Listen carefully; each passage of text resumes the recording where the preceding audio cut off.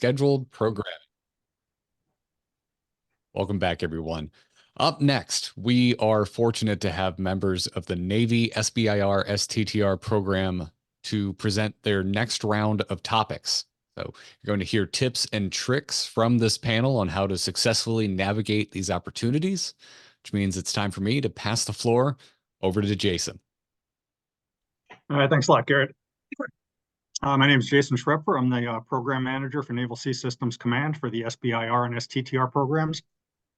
With me today, I have the technology managers for, it looks like 5 of the 6 portfolios that we manage.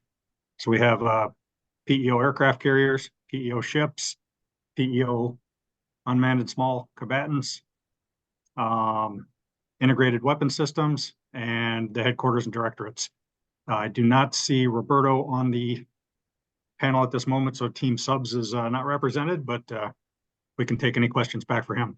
So what I'd like to do now is just a real quick overview of our program. We have either the first largest or the second largest, depending on the year, SBR portfolio within the United States Navy. And as I mentioned, we do break it up into 6 different portfolios. And the panelists here in a minute will introduce their PEOs and kind of what they focus on and what they're looking for. We typically offer between 40 and 60, 65 new topics every year.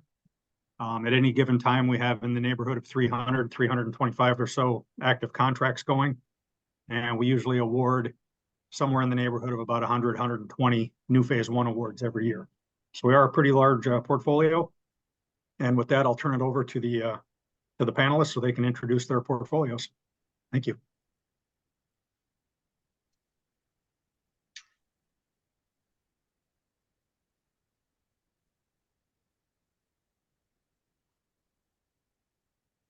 And once the slides come up, I believe, Melanie, you will be first up.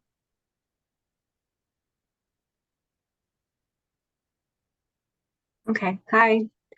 My name is Melanie Parks, and I'm representing aircraft carriers. I am not the technology manager, that's Russ Knowles, but I work under him, so I'm here representing today.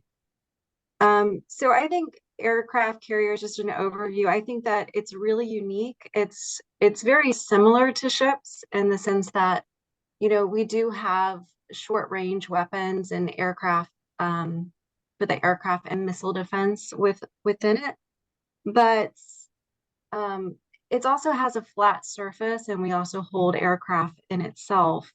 So we see a lot of things as far as you know, mechanical, electrical issues, as well as thermal issues that all kind of collide with natural elements, because I feel like it's more susceptible to water and corrosion because it's flat. And then there's also safety for the aircraft and the crew members within it too. So if you guys want to go ahead to the next slide here. Great, thank you. So I believe, you know, these are some of the areas that we would like to focus on or focus our attentions to as far as topics for the future, if not things that we've already focused our attention to. So electrical power, as we all know, like electricity and water, they just don't really mix well together. So, you know, having the ability to access power safely is really important, and be able to store it safely. A perfect example of this is we have these really big panels. They're called jet blast deflectors, and they raise up, and they are used to deflect the jet blast when aircraft is taking off. And in case of a power outage, those panels need to be lowered really quickly. So they're really big and they're really heavy. So if we don't have access to power, then that causes a really big issue. So we need to be able to access power safely. So that's an area that we've focused our attention to already, and will continue to do so. And then the thermal energy, same thing with those jet blasts. I mean, they're really intense, they're really powerful, and sometimes they're sitting there and idle, and they're just generating heat. And so these panels have to be able to absorb that heat and deflect it safely. And then they get lowered down so that the surface needs to be cool enough for somebody to actually step on top of the surface to be able to get things ready to pull it back up. And so sometimes we have multiple aircrafts that are taking off. So heat is a really big thing. A lot of times they'll use seawater to cool down those panels. So being able to disseminate the thermal energy is really important.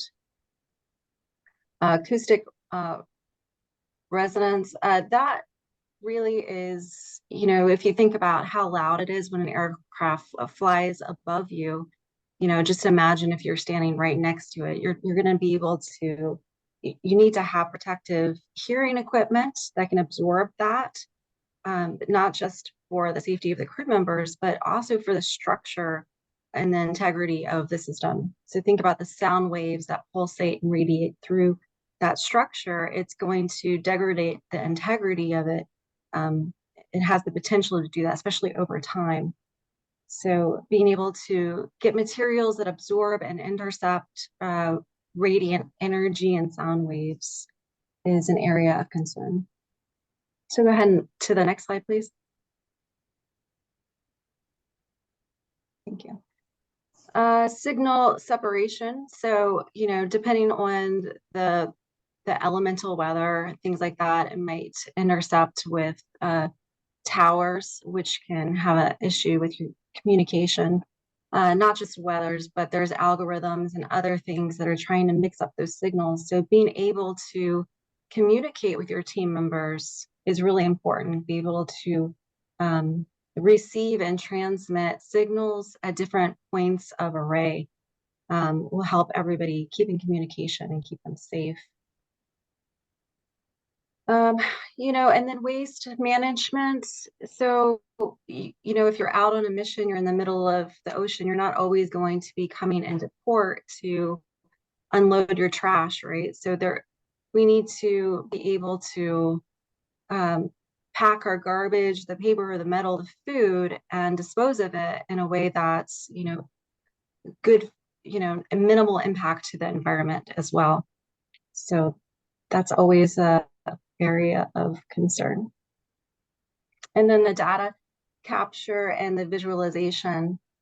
So this one's interesting in the sense that we can really, you know, utilize different aspects such as drones or handheld devices that can scan equipment even through walls to determine what's not working, what is working, if something needs to be repaired, and then scaling it, modeling it, measuring it to know exactly what parts and pieces you need to find, and then perhaps going to a shipyard and being able to locate the exact things for use, for replacement. So we can really utilize technology, and that's going to be quicker and better for everybody, as opposed to if it was a person going and scanning and then trying to walk around to find the best part to fit into.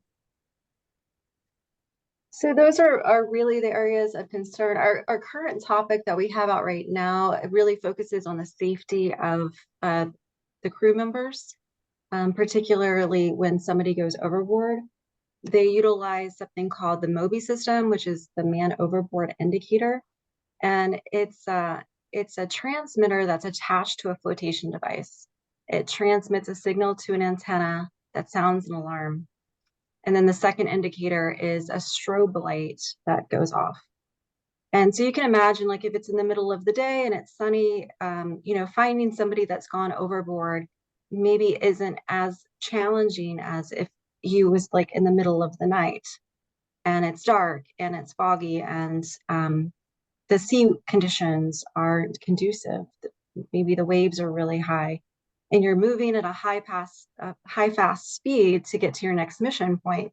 So being able to identify a person or persons in the water and stop the carrier and maneuver it around to retrieve the person is a lot more challenging, not just for the person in the water, but for the crew and for the timeliness of the mission itself. And during the day, they might have like a helo present that can access, they can access to view somebody in the water, but at night launching a helo is a lot more dangerous. So that particular topic is out for pre-release right now. So that's kind of our intention.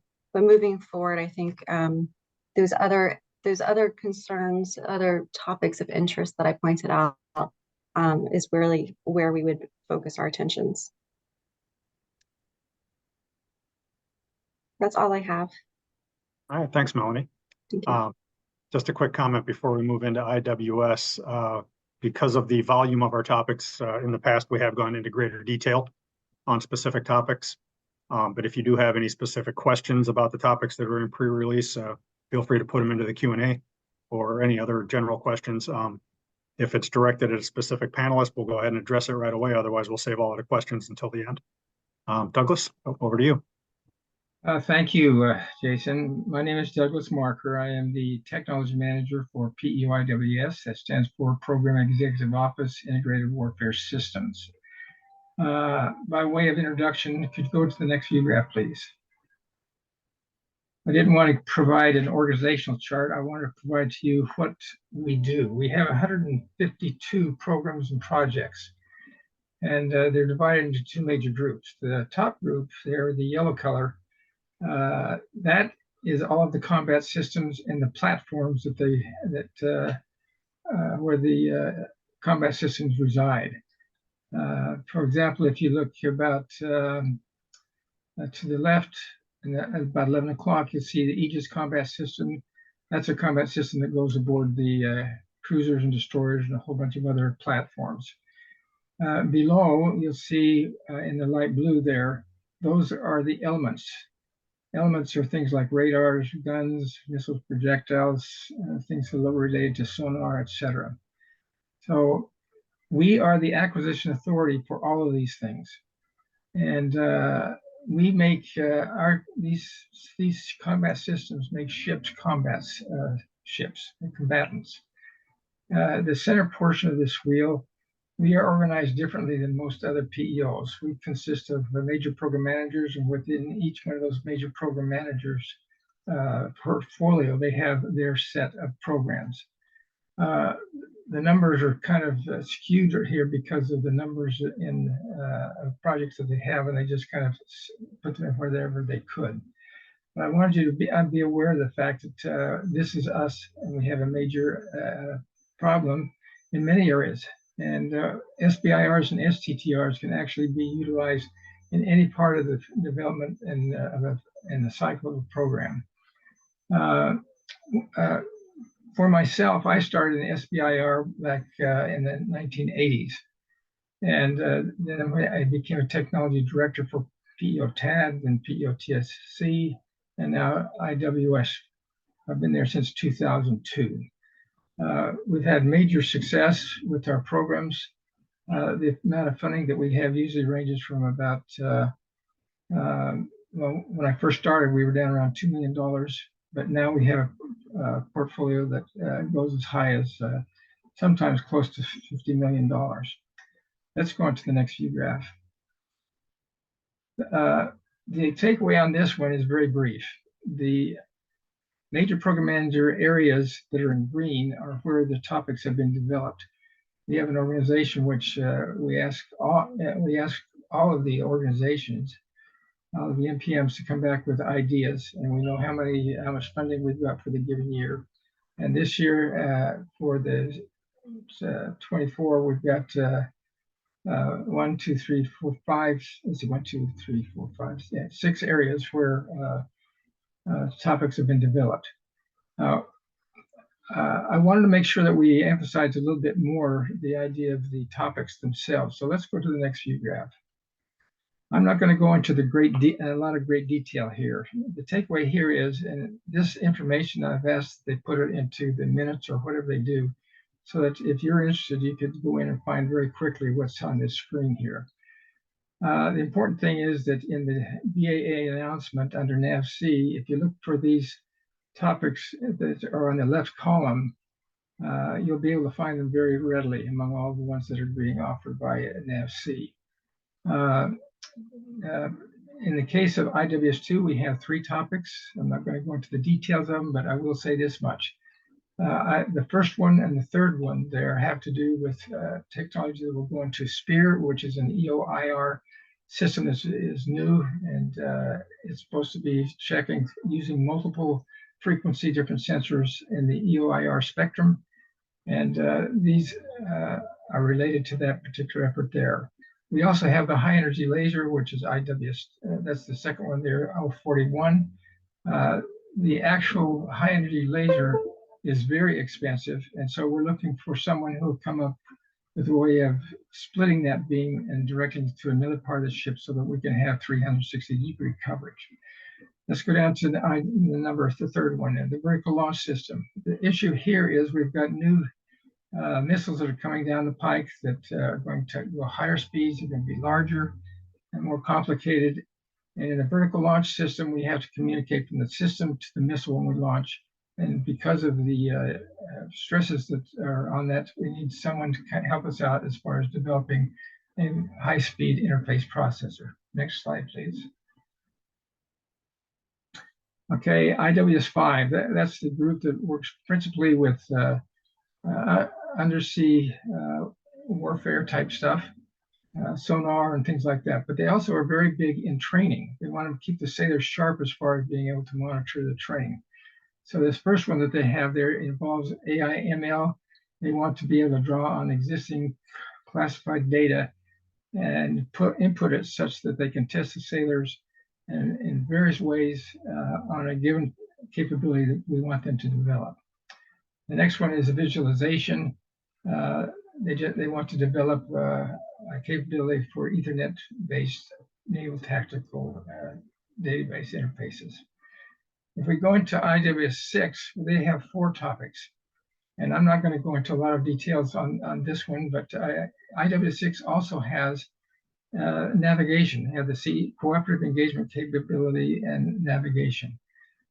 In the case of the navigation, it's very important that they have a situation of what the environment is, and that's what this T007 is. The only STTR that we have in this cycle. The other 12 topics are all SBIR. And then there's also a big need in the case of CEC to make sure that everybody's on the same timeline. And that's what this topic entails, is how do we do that quickly and get the sync, get all the time synced. Let's go to the next view graph.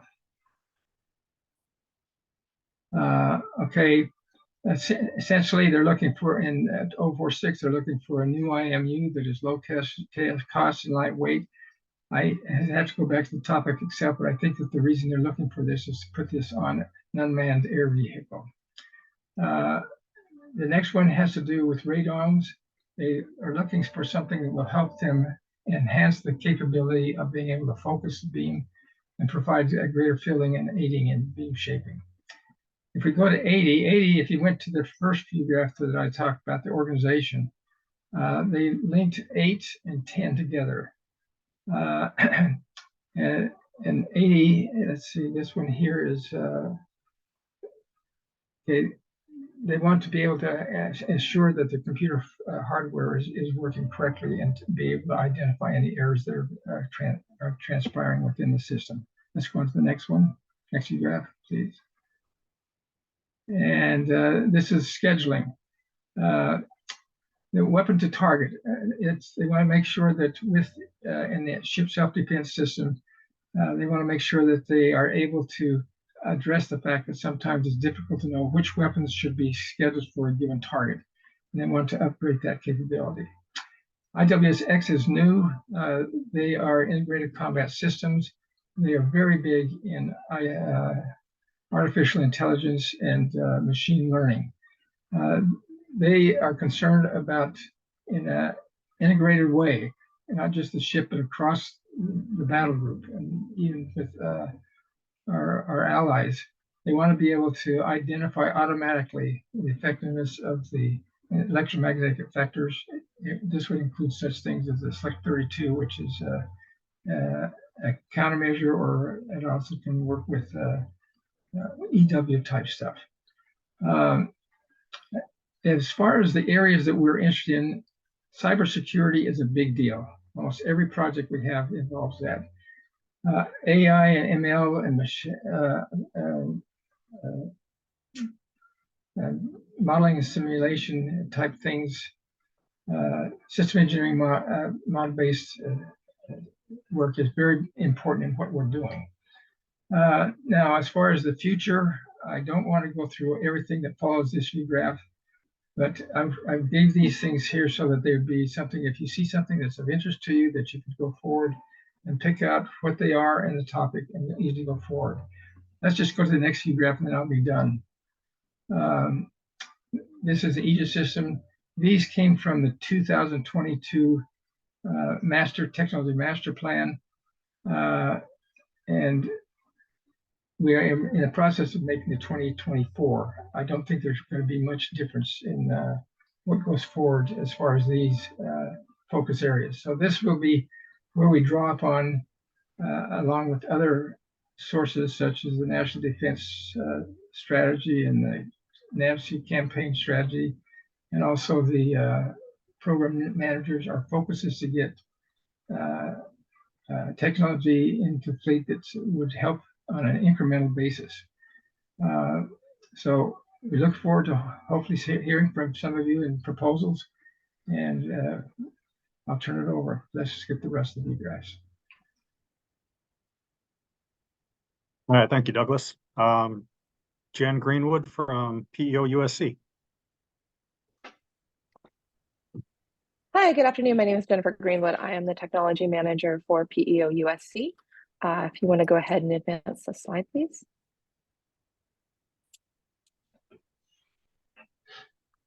So here is the PEO USC portfolio. I'll kind of walk through this really quickly. So at the top, kind of clockwise, is foreign military sales. We don't do a lot of S&T for foreign military sales, so I'm not going to go into detail on that. However, at the 1 o'clock to 2 o'clock point is PMS 406. That is our Unmanned Maritime Systems Program Office.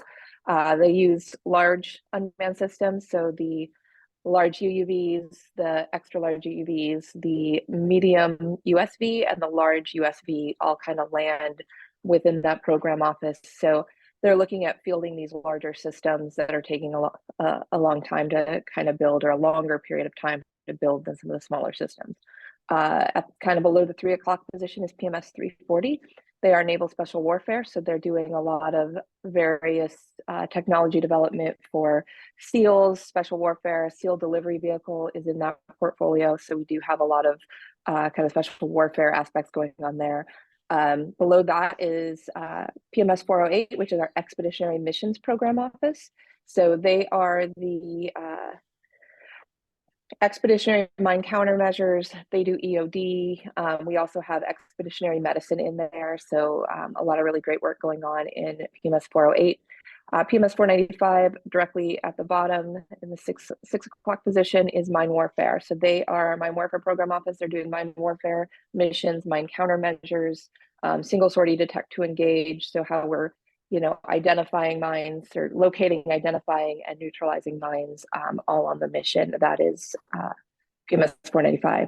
PMS 420 is kind of a unique program office right now. They used to be doing LCS mission packages. That was kind of their primary focus, but lately they've been shifting to kind of the smaller unmanned vehicles. So those smaller USVs is kind of the focus there. The mine countermeasures USV, that resides in PMS 420. So they're doing a lot of similar work as PMS 406 on a very small scale. PMS 501 is LCS new construction. We're not doing a lot of development for PMS 501 just because all of the ships have been purchased and are in some aspect of development, and there's not a lot of room in that timeline to inject any new capabilities through S&T. So we're not doing a lot of work with them. However, the PMS 515 Fast Frigate program, we are doing a little bit more work with them. However, that was a predefined platform. So when we go into a typical shipbuilding program, those platforms are usually designed by the Navy. This was where we went out to various folks and various shipbuilding programs and asked them to kind of pitch us a platform. And so that was kind of a down selection. Not a lot of room for S&T there. We can do some certain upgrades and some other sensor work, but that's really kind of what's going on with the FFG program. New to us this year, just added to our wheel chart, is up at the 11 o'clock position is the USN Boats and Crafts Program Office, PMS 300. Still getting familiar with their program office and some of the capabilities that they provide, but they are those smaller boats and craft vessels. So like the 40-foot patrol boat is in there. They also manage the ribs and other various capabilities for us.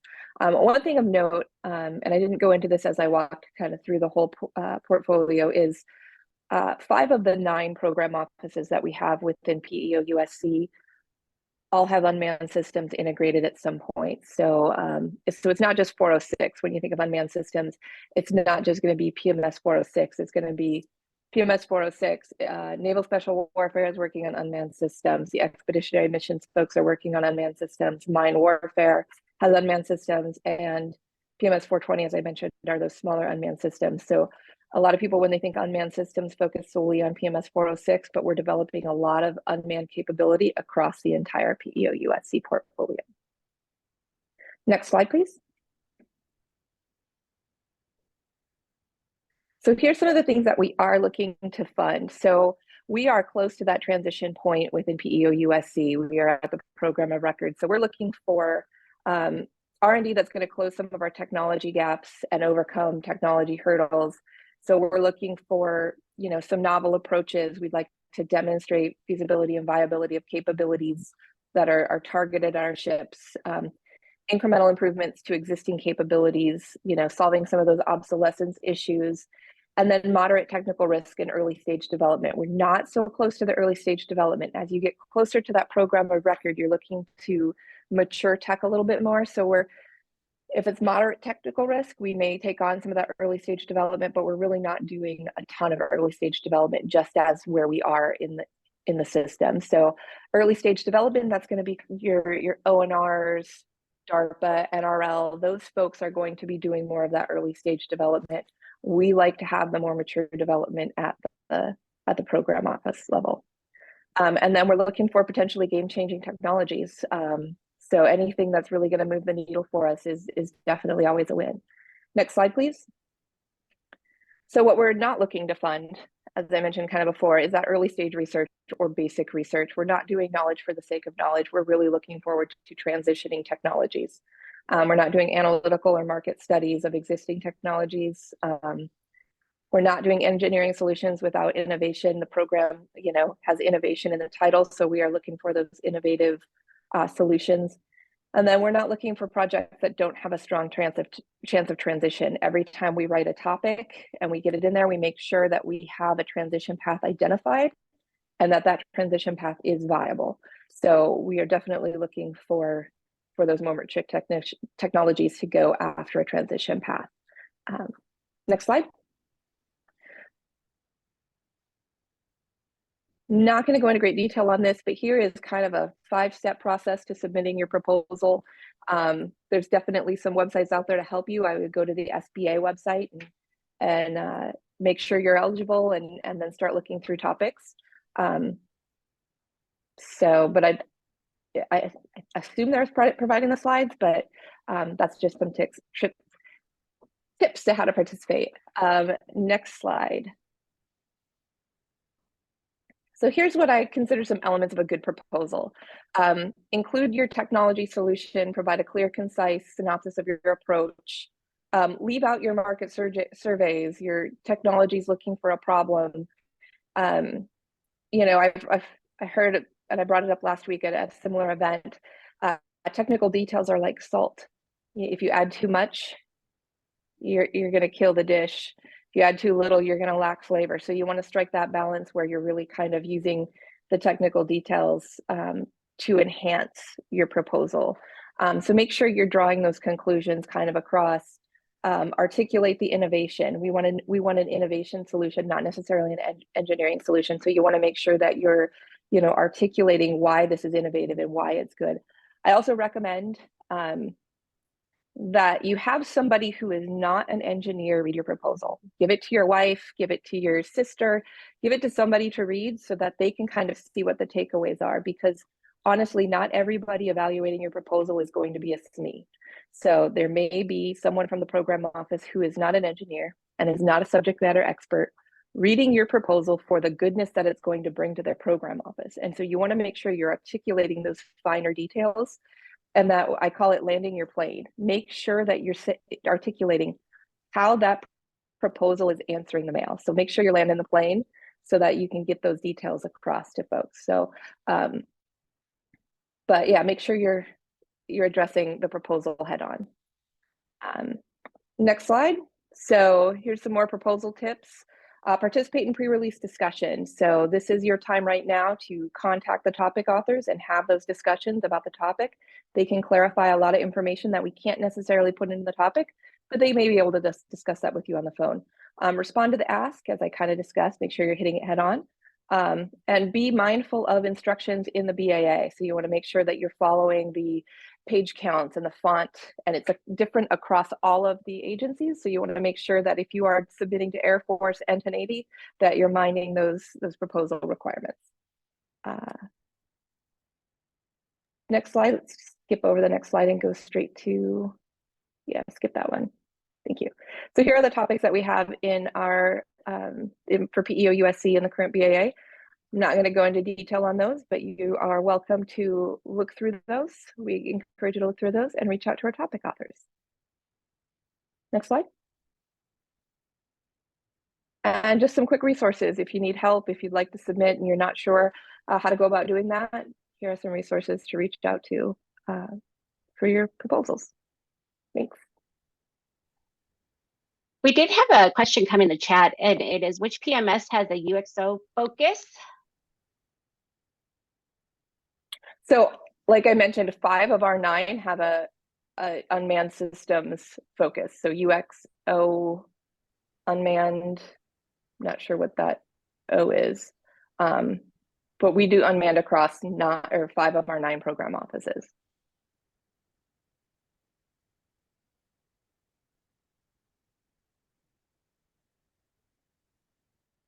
Is anyone else familiar with UXO or have anything in their portfolios? I wasn't aware of the acronym, so I didn't know where to kick that one to.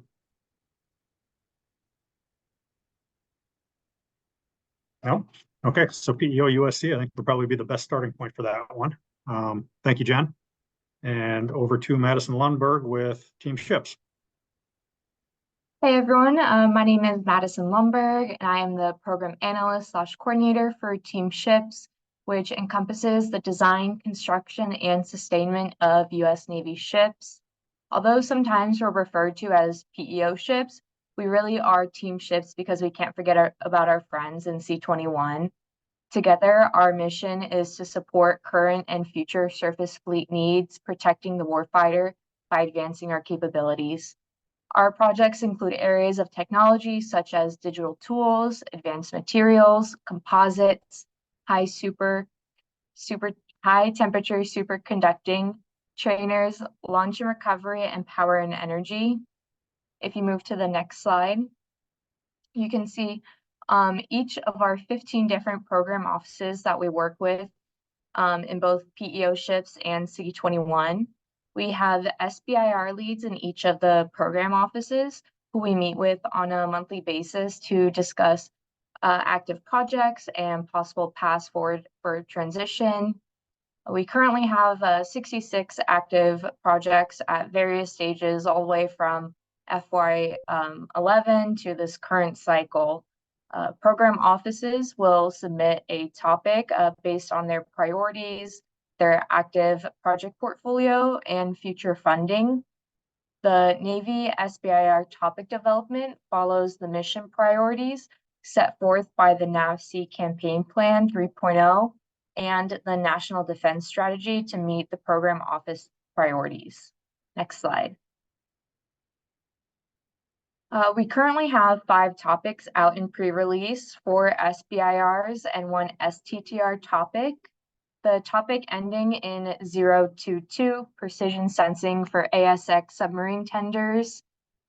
is looking to provide accurate real-time distance measurements between ASX submarine and tender in a sea state of 3 or 4. This technology can enhance our readiness by resupplying submarines without having to go to port. The next topic ending in 023, the high reliability flame detector is needed to be integrated with the fire detection and actuation system Navy program of record in order to prevent fires and false alarms. The false alarms have cost the Navy annually $270,000. And if you can recall, in 2020, the USS Bomb Richard caught fire, injuring sailors and causing so much damage that it was later decommissioned. The topic ending in 032, air cushion vehicle erosion resistant coatings. The Navy is seeking a cost-effective solution that is easy to apply and repair in the field and can withstand debris at speeds of up to 300 miles per hour. Next slide. The topic ending in 036, the virtual well deck operations trainer for line handling. Training before deployment is needed to enhance sailors' abilities.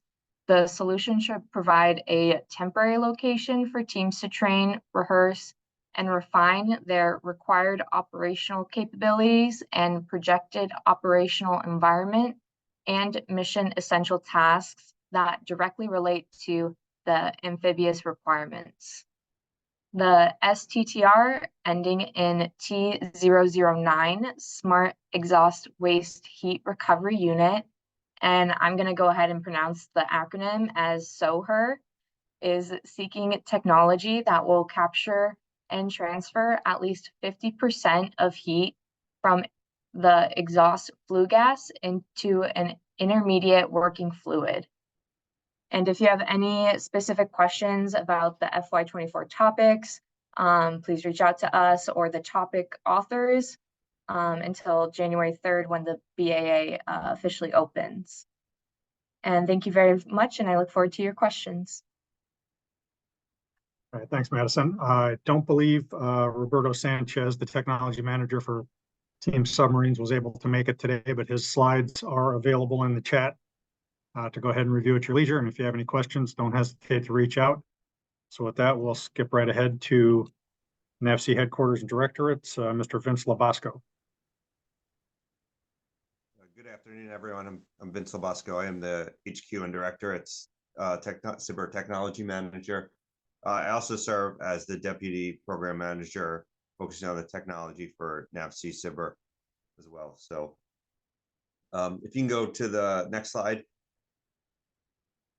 It's appropriate that I'm the last one to speak here, as the HQ and Directorate is a little bit of the catch-all for everything else that doesn't fall into the other directorates that we've talked about already. As you can see on the left, the program office is what's been covered. The directorates cover all the different the C areas of NAVSEA, which I'll go into a little bit in the next slide.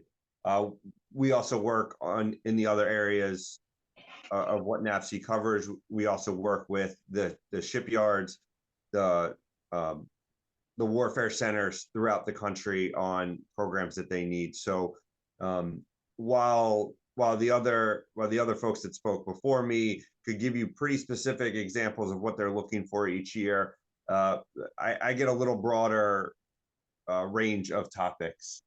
If you go to the next slide, please. So for our wheel chart, which is a real eye chart for everybody, you can see there's 4 main areas: COOC, CO4, CO3, and CO5. CO5 really produces a lot of our topic areas. This is NAVSEA's technical area. All our engineers are mostly there that are not directly related to a program office. And actually, the question about UXO, if you were speaking about unexploded ordnance, which I had to double check because I definitely had unmanned vehicles on my mind as well, would actually probably fall under me. under O5E in our explosive department, or potentially another syscom outside of maybe NAVFAC, depending on where, what specifics you have. But if you have questions, you can ask me.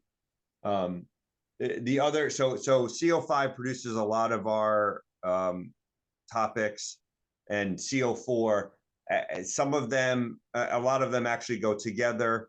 What we look for frequently is ways to improve sustainment and shipyard repair, maintenance type of projects. Many of our projects this year, there's 6 topics this year for in the HQ Directorate. Many of them have to do with additive manufacturing. That's the hot topic at the moment. How do we 3D print parts? How do we, especially at sea, things like that, and how can we use not only the repair and conditioning of the parts, how do we do predictive maintenance? How do we use machine learning to improve our processes?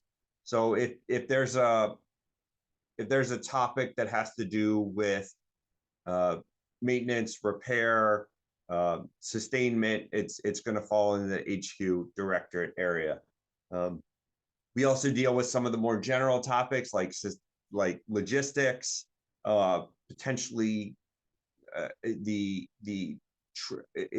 additional tracking softwares, things like that, definitely fall into the HQ Directorate areas. I think that's kind of it for me.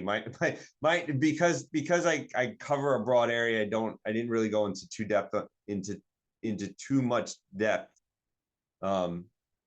with the topics, because they are kind of broad. They don't fit in the boxes as well as everybody else's. But if you have any questions, please feel free to reach out. We've had a few questions come in, and they I wasn't sure if you all had a few more presenters, and I can save them till the end, or we can go through them right now. I believe I'm the last one scheduled, right, Jason? Yeah, we're done with the presentations now. There's a specific question for you, Vince, that just came in through chat, and then after that, we can kind of handle the others that are in Q&A as a panel. Somebody's trying to get in touch with you, Vince. So what's the best way to get in touch with you? And are you available this week or next? I am available. Should be around most of the next week. Have some holiday leave scheduled, but the easiest thing to do is to email me. I'm assuming our email contact information is provided separately. Is that provided? If not, I can reach out and put my contact information in the chat when we're done here. Yeah, we can make sure the hosts have it for all of the TMs and myself. So if any follow-on questions come up, feel free to reach out. Great, and we have shared the presentations in the chat here, so they're available for download. There was a question that came in earlier regarding N241-044, topic rapid synchronization, and it's a 3 or 4 part question here. So if it's all right, I can just kind of run down this. So is the underlying system based on the Navy Cooperative Engagement Capability, CEC platform? And then if yes, what are the major sources of timing error or drift in the system? And then who is a prime contractor of the current system? Okay, I'm going to kind of sidestep that answer to it. I'm not as you can see, we have a very complicated organization, and I'm not a subject matter expert on everything. I would say the following. If you go to the topic in the BAA, there will be a point of contact that you can reach, and he can answer those questions directly and from a technical point of view. And in fact, that's one of the things that everyone should do when they're applying for a topic. You have an opportunity in the pre-release, so to speak, I guess you would call it, where, and in fact, I think it closes here shortly, so you need to get on the stick. Go in there and look at the points of contact that you can call. And you should call those individuals, and they'll give you a technical answer to that question. Over. Thanks, Douglas. Yeah, that's probably the best advice that any of us can give any of you is take advantage of the pre-solicitation period, which is right now through, I believe it's January 2nd or 3rd. During that time, you can reach out directly with the authors of these topics and ask them any specific questions that you have about, exactly what they're looking for.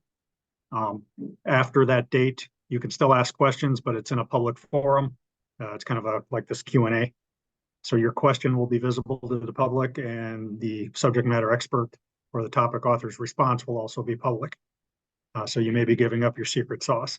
So best advice is take advantage of the current time and make a phone call. I'll just add that I recommend doing that now early, because people are already starting to head out the door for holiday leave. So Yes. I recommend doing that sooner rather than later. Get an email into their inbox so that they can respond to you if they're checking email, because time is kind of limited with this BAA pre-release. And with that time, you can be as specific as possible. You don't worry about asking general questions. You can get a whole lot of specific feedback about what you're interested in. Thank you. We've had a few. Oh, go ahead. Excuse me. I keep trying to jump in with questions, so I will. I saw one of the questions in the QA. What Q&A was about how to get feedback, and the best thing to do, especially if you're a new company, is if you see a topic that even if it's mildly relevant to what you're doing, apply. Send your application in. Make sure. Like Jen had mentioned in hers, Jen did a really good job of explaining how important it is to follow the instructions. We can't stress that enough. If it says you have to be 10 pages in 12-point font and you use 13-point font, you're out. Or even your margins or spelling mistakes, things like that. So follow the instructions, but also apply. Go through the process, because one of two things is going to happen. You're going to win an award, or you're not going to win an award. And if you don't win the award, you can ask for a review and a debrief on why you were not selected. And from there, you can get a lot of good information about again, especially if you're new to this, about how the process works, about how you write your proposals. Because you can come back and they can come back and say your technology was great, but it didn't quite fit, or you wrote everything up well, but or sorry, your things like that. You can figure out whether it's your technology or whether how you're proceeding with the proposal. So definitely take time. It's a lot of work, but it's worth the effort to put in proposals when you think they fit. Yeah, and I would also add that there's plenty of resources available. If you go to the SBIR websites, there's all sorts of tutorials, best practices, lessons learned. There's God knows how many organizations out there, like the Tech Bridges, the Apex Accelerators, state-led agencies, local universities. They all have, small business development centers and chambers of commerce, all sorts of places where you can go to get help on preparing a proposal, on kind of navigating the system. You can reach out to us and we can point you in the right direction. And then also take advantage of your peers. Chances are there's somebody that's worked in that realm before, or if not, just somebody that's been successful within the program that can share some ideas and thoughts on, things that they stumbled on that you might be able to avoid. Anybody else have anything to chime in on that one before we move to the next question?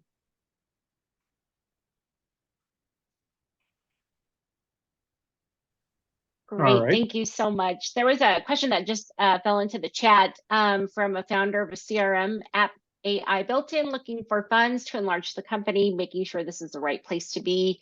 Didn't know if you all had any advice or something to contribute to that question.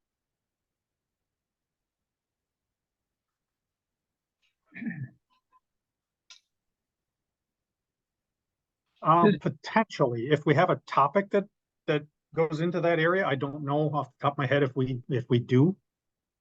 We do focus a lot on AI and machine learning. So topics that you might be a good candidate for. But without looking at the specific topics, I really can't answer that. Is anybody aware of anything? This is Douglas Marker in POIWS. I'm not aware of anything like that. I kind of understand what you're talking about. You're in a position of technology push. And I think that if you've got an application, maybe something you might consider. A lot of small businesses team up with others, particularly if it's STTR, they team up with a university. And if the two of you have something, and then you need to do a search and find out what that other person and you could do to come up with something. We're not in the process of engineering, like Jen said earlier. We're not. We are. The best thing to do is, like Jason said, look for, go in and use the keywords that are associated with the topics that you think would be in there with respect to what you're doing. And maybe there's some way that you can do some innovation or something using your capability. That's how I would answer it. Thanks, Douglas. The first question that came in during the panel discussion, I'm going to take a crack at answering it from the corporate level, and then I'd like you guys, the TMs, to chime in on what you guys do within your specific portfolios. Question is, what strategies does NAVSEA employ to maintain long-term partnerships with startups and small businesses? First and foremost, I think we have a pretty extensive outreach operation. We have members of my staff kind of scattered throughout the country in different geographic areas that are there to be kind of a conduit between Washington, D.C. and the local small business ecosystem. They work with government entities in those areas and small businesses. They can come out and provide training, walk through any issues that you may be having, help matchmake and set you up with the appropriate government counterparts that you need to talk to, things like that. We try to attend quite a few events like this. We do different events throughout the entire country all year long. So we have a lot of folks, a lot of boots on the ground that are out there just trying to educate small businesses and make those connections and build those relationships so that we can foster a longer term relationship. We also focus all of our topics within NAVSEA on the future transition. And by that, I mean, we work with the programs of record early on in topic development to make sure that we have a clear transition path kind of in mind, at least, so that we can work on funding and knocking down barricades early in the process, so that when we get to the end of your phase 2, that you're not surprised by success and we don't know what to do with you. So we do try to kind of, ease that path a little bit throughout the entire process. Anybody else have anything to add with that? What do you guys do with your, the small companies that you're working with specifically? Yeah, go ahead, Madison. We are happy to work with companies that are doing good work for the Navy. Like, the goal is to get valuable technology to the warfighter in the hands of, the sailors and on ships. And that is what we are looking to do. So once we, bring you on board to Team USC and you have a phase 2 win, then we are including you in a lot of that process and kind of keeping you in the fold. When we discuss every year, we do a call for reach back. So we're happy to discuss some of the other efforts and things that you've done to kind of keep some of that development going. And so, once we bring you into Team USC, we're happy to keep that relationship going through various things. Even now, when I have, when the pre-release opens up, I usually send an email out to all of the companies that we've done business with, letting them know what PEO USC topics are available in that BAA, so that they can start looking at oh, hey, and reaching out to the program offices and the folks that they already know and have worked with. So we try to keep that communication open so that we can, work with great companies again. Yeah, and whenever we're able to get the chance during a phase 2, it's nice to sometimes go to the small business, visit them in person, take a tour of their facility, and see the project that they're working on. That has been a great way for us to connect to some of our phase twos. And you really get to see hands-on what they're working with. You get to meet the team and build those personal relationships, networking, connecting with not only the SBIR team, but program offices. Once you get an SBIR, the gates are open to all of these different programs that you can use, STP, DonSec. And so network and connect with them, meet those people, and build those relationships for maybe you don't have a current SBIR, but then there's a call for reachbacks and then you get picked up again. And just being able to circulate with those people to keep to hear when the need for your technology is around is really important, I think. I also, just to piggyback off of what Madison We also said, have a program called STP that helps space companies transition. So recommend getting to Go ahead, know Jen. your customer. So kind of piggybacking off of what Madison said, like, we're happy to get to know you and come visit and take a tour, but recommend getting to know who your program office is beyond, hey, it's PMS 495. And I have companies that struggle to articulate that, like, know who they are, start understanding what their needs are, what their requirements are. Do a couple of Google searches. A lot of times there's RFPs on the street that may integrate the tech you're working on. So understand kind of where the program office is going so that you can anticipate their needs, can be really helpful, and build that relationship beyond more than just the name. So you want to get to know like what their hard spots are and work with them. So I think a lot of it is going to be relationship development on the company side as well to maintain those relationships.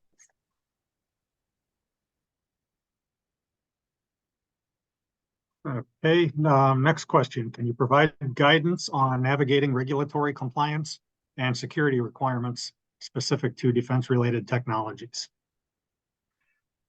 Tricky one. Anybody want to jump on a grenade? Thank you. This is Douglas Marker. I'll answer this in part. Cybersecurity is very significant. It's a major concern. And I guess with respect to SBIR, look at your contract. There are requirements in there as to what standard you need to meet. In addition to what's there is a thing called a program called Blue Cyber. It's free to small businesses. Even primes can get involved to have it. If you don't have the information on that, I don't have it here myself, but it's on NavySBIR.com. Yeah, is that what it is? BlueCyber.com. Yep. They provide regular training and ideas and stuff. They keep they're aware of the new STIGs that come up with respect to security. That's one way to have that. And I can't remember the first part. What was the first part of that question? Just regulatory compliance. So I think you kind of touched on that, Douglas. Read the contract, because the clauses and all of the rules and regulations that you need to follow are pretty clearly spelled out in there. If you have any questions, definitely ask. Talk to your TPOCs, talk to your technology managers. If you need to, call me, and we'll try to help you out as much as we can and get to the bottom of any questions that you have. Yeah, and just piggybacking off of what Douglas was saying, Blue Cyber, if you aren't utilizing Blue Cyber and you're starting as a small business in the cyber world, you're not doing everything you can to protect yourself and your technology moving forward into the fleet. They have daily office hours and Ask Me Anything every Tuesday, and they have an all-day boot camp once a month. There's no reason to not participate. They make themselves completely available. So, and they're free. So definitely take advantage of that. I just want to say too, if you Google CMMC compliance, there is like SBA.gov. They have a roadmap that you can look at also. Okay. Thanks, Melanie. Next question has to do with future topics. So it says, what are the key focus areas for future SBIR STTR solicitations in terms of addressing emerging threats and maintaining naval superiority?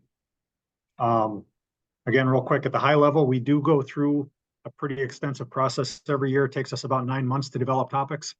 In fact, we just sent out the topic call a couple of weeks ago for FY25. So I will leave it with that and let the TMs kind of discuss how they go through that process, because starting, like I said, a few weeks ago until next April, it's in their hands to come up with topics, but all of the submissions are due to me by April.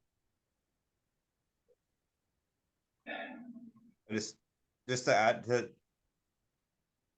we use our NAVSEA guiding principles to, like, the NAVSEA campaign plan, the DoD strategic plan, to guide our topic generation. So if everything we do when we go through and reviewing these topics, we see how they align to those plans, so that we make sure we are fighting or solving the problems that we need to solve. I think that the businesses, when they apply to at least IWS,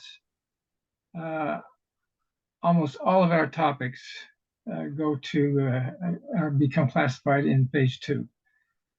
And so if you as a small business want to work with the Navy, at least a good part of the Navy anyway, as far as the topside combat systems, make sure that you've got the ability to handle that kind of stuff, or that you will be able to have that kind of capability by the time you get through with phase 1. For team ships specifically, I'd say some key focus areas are power and energy, and launch and recovery, and also AI, I think, but AI just for everybody in general. And another thing that we're focusing on is keeping in mind our C21 partner, doing some more projects with the regional maintenance centers and shipyards. So that's kind of our focus as of right now and for the future. I think with respect to IWS, in my presentation, I only gave one view graph there, but I have a series of view graphs based on each MPM. And in there we have the technology focus areas. And those technology focus areas really are kind of, how should I say it, kind of hiding what the real reason is why we're doing stuff. And we have to be very careful what we put into BA and what we put into the submit as topics, because of the classified nature. So if you look at what our technology focus areas are, you can probably figure out where we're going as far as the future. So for PEO USC, we do a couple different things. We have what's called TIAs, Technology Investment Areas, that we have derived from requirements documentation from the Navy. So a lot of the various IPLs and IPSLs that the Navy has developed, the guidance documents, all of the requirements documents, we've distilled down into these technology investment areas. So that kind of starts our process. And then the program office looks across those technology investment areas and kind of assesses their needs pertaining to those areas, and they start submitting topics against those. So that's kind of a little bit of insight into our topic development. One of the things that we're very conscious of in the SBIR program is the scope of the project. So an SBIR cannot be so large that you can't accomplish it within, the 3 years and the $2 million of the phase 2. So we need to be very conscious of kind of how we scope the projects and the boundary conditions, so that we can set the small business up for success.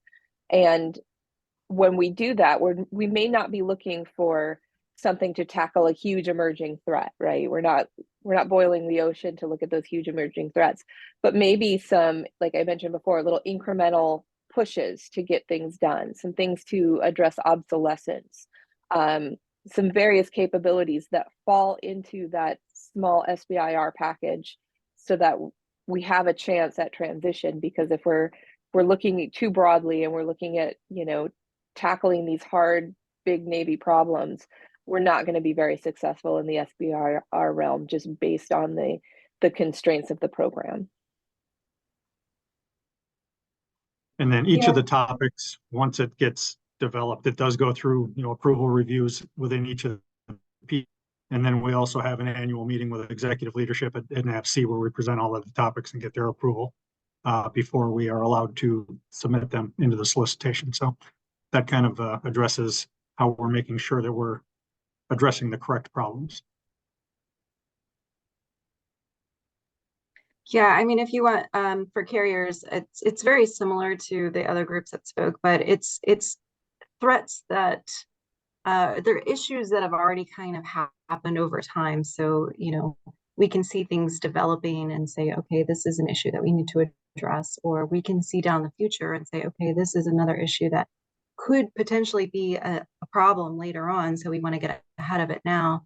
And having those regular tag ups and meetups with people within the PEO are helpful. And then also getting feedback from, you know, directly from the warfighters and things like that. That's what's really the driver for our topics.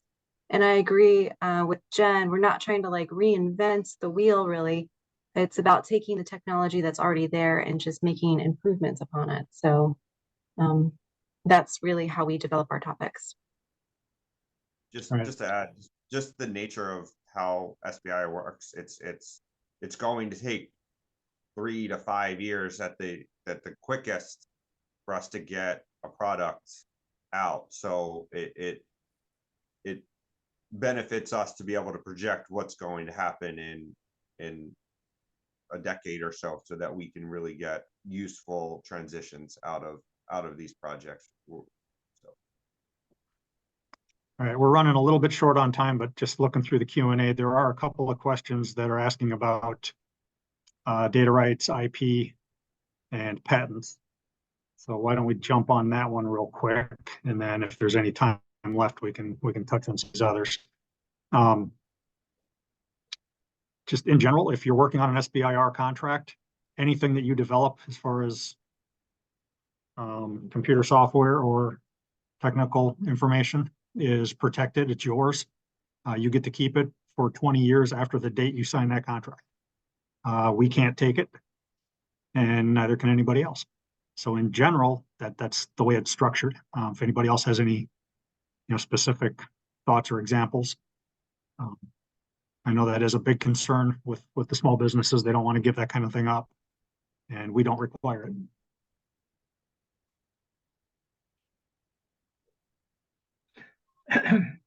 This is Douglas Marker.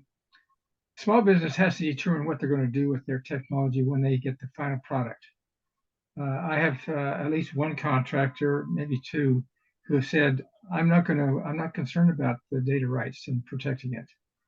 They virtually just give it up. And the reason they give is they say within a few years, it's going to be antiquated. My area is so progressing so fast. Others, they say, well, I'm going to patent it. If you're going to go into a patent, you need to realize that's a different law. You cannot use SBIR dollars to pay for the development of a patent, but that has to be your own company overhead. But you need to consult with your legal and find out what is the best way to go, as whether you want to go with the patent or stay with the data rights. If it's something that's hardware, well, maybe I better not give my opinion because I'm not a lawyer. But you need to have your people figure out, your lawyers and that figure out what is the best way to go with your data rights. Whether you want to stick with the 20 years, we can use the technology in-house, but we can't release it to anyone outside without written permission from you as a contractor. So that'd be my comment.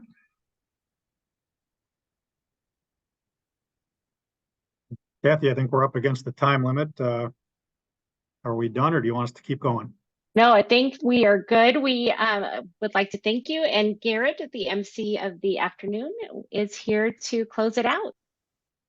Yeah, thank you again, everyone, for sharing this information. And everyone watching, make sure to go and connect with Navy representatives in the expo hall to explore topic alignment. Now we're going to see everyone back on the main stage in 15 minutes for a brief on reverse pitches. On funding opportunities from SBIR, STTR agencies. Thank you again, everybody. Yeah. Got it. Thank you.